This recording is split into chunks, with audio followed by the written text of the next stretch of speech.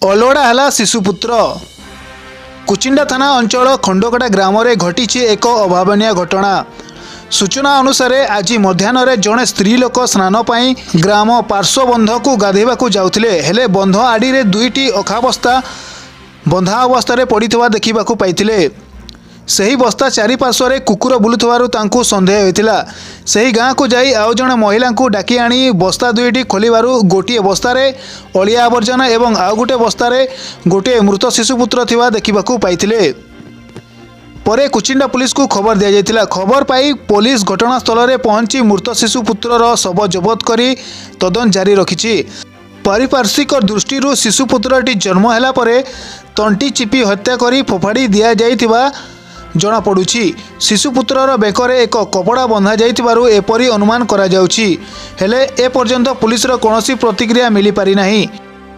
मोर ना आज्ञा गांधीपुर सेठ मोर घर खंडकटा गाँ आई खंडकटा गाँ ने आई जी घटनाटा जेन होइछे इटा किए गुटे आज्ञा शिशु गुटे जन्म कर देकरा आनिकरा मोर जमी मोड़ रे आज्ञा पकई देइथला।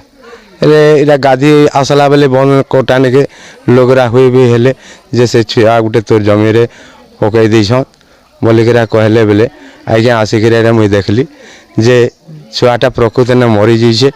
आउ ई वर्ष ई प्रकार गुटे छुआटा हैला आ सन्ता वर्ष भी आज्ञा ई प्रकार गुटे छुआटे हेइतिला हमर गाँ ने। इटा होचे खंडकटा गाँ। ये खंडकटा गाँ ने मंत्री अछन ये मंत्री हेइछन। हेले आमके ई खंडकटा गाँ ने ई प्रकार जे भी करूचे सेटा ठीक नहीं करवार एंता हेले हमर गाँ के बदनाम होचे बंधुबास हमें के कहूछन बंधुबासरा भी कहूछन तमर गाँ नहीं घटना केनता होचे बोलिक कहूछन हमके लाज लागुचे।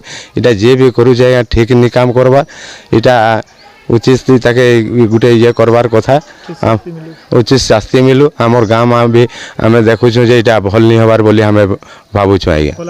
गला वर्ष भी घटनाटे गुटे होइथिला ये प्रकार से जीला से शिशुटा से 4 लाइन बोले आसिकरा नेले एबे भी घटनाटा होइछे। ये घटनाटा आम देखिक आमर गाँ बहुत लोग दुख प्रकाश करुछुँ। इटा एंता काम नहीं हबार कथा आज्ञा हमके बहुत लज्जित लगुचे आ इटा ठीक नहीं हबारी कामटा बोलिक हमें भावुछुँ।